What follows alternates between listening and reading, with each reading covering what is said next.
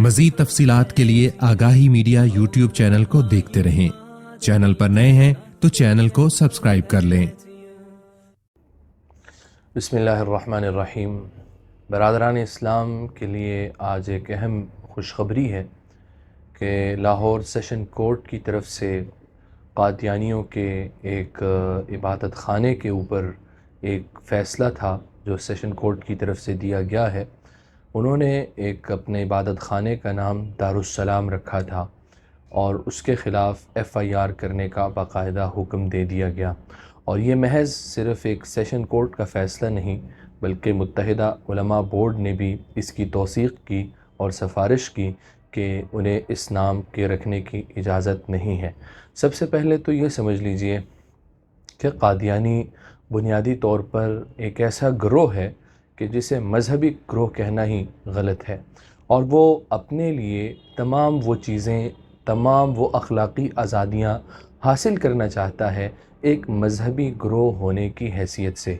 अगर ये मज़हबी गिरोह होने की हैसियत से उन आज़ादियों को हासिल करना चाहता है और उन्हें इंजॉय करना चाहता है तो उसके लिए सबसे पहले ज़रूरी है कि कादियानी अपने आप को कादियानी तस्लीम करें। अहले इस्लाम का इनसे सबसे बड़ा इख्तिलाफ़ इसी मौजू पर है कि ये गैर मुस्लिम होते हुए अपने आप को मुसलमान कहलाते हैं और अपने आप को मुसलमानों के हुकूक़ हासिल करने की कोशिश करते हैं, जिस बिना पर वक्तन बवक्तन उनकी इन हरक़ात पर मुख्तलिफ़ आवाज़ें उठती रहती हैं और अहले इस्लाम वक्तन बवक्तन अपनी बीदारी का सबूत देते रहते हैं। और इसका ये एक मुँह बोलता सबूत गार्डन टाउन के अंदर मौजूद इनके एक इबादत खाना है जिस पर FIR दर्ज नहीं हो रही थी, और बिला आखिर सेशन कोर्ट ने उस पर फ़ैसला दिया कि ये FIR दर्ज की जाए और इस पर कानूनी कार्रवाई को मुकम्मल किया जाए।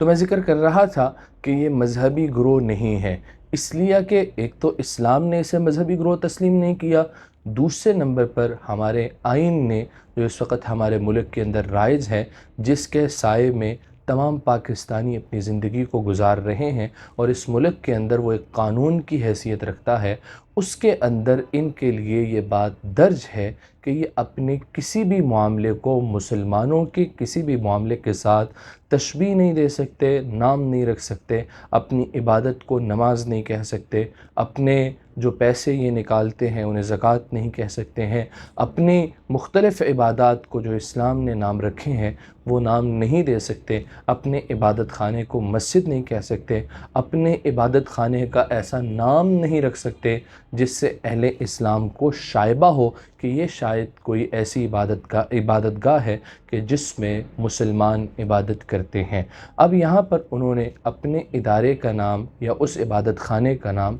दारुस्सलाम रखा। दारुस्सलाम बुनियादी तौर पर अल्लामा राज़ी रहमहुल्लाह ने, अल्लामा बग़वी रहमहुल्लाह ने इसकी मुख्तलिफ़ वज़ाहतें की कि सलाम अल्लाह सुब्हानहू व तआला का नाम है और इसी मुनासिबत से जन्नत को दारुस्सलाम कहा जाता है, अल्लाह का घर कहा जाता है। अब ये जो इबादत खाना है जिसे बिल इत्तिफ़ाक़ बिल इजमा और पाकिस्तानी आइन और क़ानून के मुताबिक जो इन चीज़ों को इस्तेमाल नहीं कर सकते हैं तो वो इस नाम को नहीं रख सकते जो अल्लाह का नाम है, क्योंकि इसके तमाम इख्तियारात, तमाम हुकूक मुसलमानों के लिए हैं और मुसलमानों के नाम पर ही महफूज हैं। कोई गैर मुस्लिम इसको इस्तेमाल नहीं कर सकता है। तो अल्लाह का घर है तो वो तो अल्लाह का घर नहीं है, क्योंकि वो अल्लाह को मानते नहीं हैं उस तरह जिस तरह अहले इस्लाम के यहाँ मुत्तफ़िक़ा तौर पर अल्लाह को माना जाता है, उसके पैगंबरों को माना जाता है, उसकी किताबों को माना जाता है। जबकि मिर्ज़ाई इस सिलसिले के अंदर इस तमाम चीज़ों को बदल कर अपने मिर्ज़ा कादियानी की किताबों और उनके दोस्तों और उनके लोगों तक ख़ास करते हैं, हालांकि ये उनका इख्तियार नहीं है और न ही वो इसे इख्तियार कर सकते हैं। दूसरे नंबर पर सलाम जन्नत का नाम है, जैसे मैंने पहले भी ज़िक्र किया, लेकिन जन्नत का नाम इस माना में है कि इसको जन्नत इसलिए कहते हैं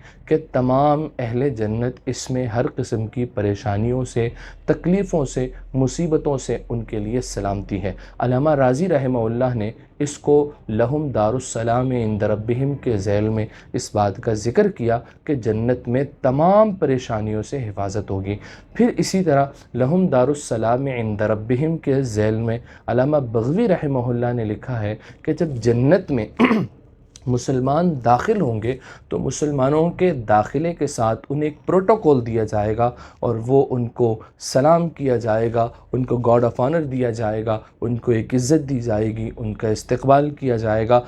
تحیتہم فیہا سلام سورہ یونس میں ہے کہ وہ جب جنت میں داخل ہوں گے انہیں ان کے لیے تحیات، تبریکات اور سلامتی پیش کی جائے گی۔ تو اس سلامتی کے ساتھ اس کا نام جو ہے وہ دارالسلام رکھا گیا ہے۔ اور چوتھے نمبر پر علامہ مفتی شفیع صاحب جو کہ مفتی اعظم پاکستان مفتی محمد رفیع صاحب اور مفتی تقی عثمانی صاحب کے والد محترم ہیں، انہوں نے تفسیر معارف القرآن میں یہاں تک لکھا ہے کہ اپنے گھر کا نام بھی دارالسلام رکھنا مناسب نہیں ہے، اس لیے کہ دارالسلام کا اصل معنی جنت کے لیے ہی ہے، اور جنت کے علاوہ کسی اور مکان کے لیے اس لفظ کا استعمال بھی درست نہیں ہے۔ اور قرآن مجید میں مختلف مقامات پر دارالسلام کہہ کر جنت کو ہی پکارا گیا ہے، اور اگر اس اسلامی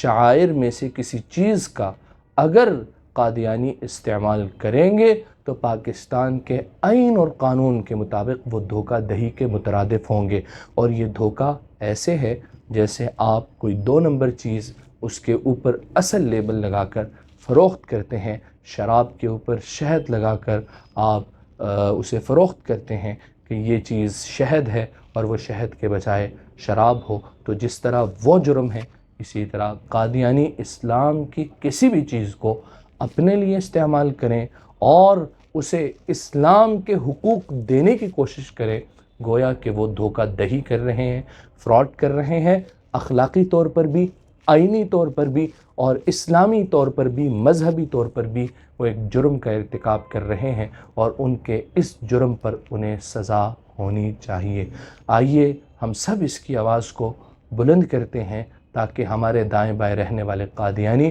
رہیں، ایک انسان کی حیثیت سے رہیں، ایک غیر مسلم کی حیثیت سے رہیں، لیکن ایک اسلامی شاعر کو استعمال کرنے کی حیثیت سے ہرگز ہمارے دائیں بائیں انہیں رہنے کی اجازت نہیں ہے۔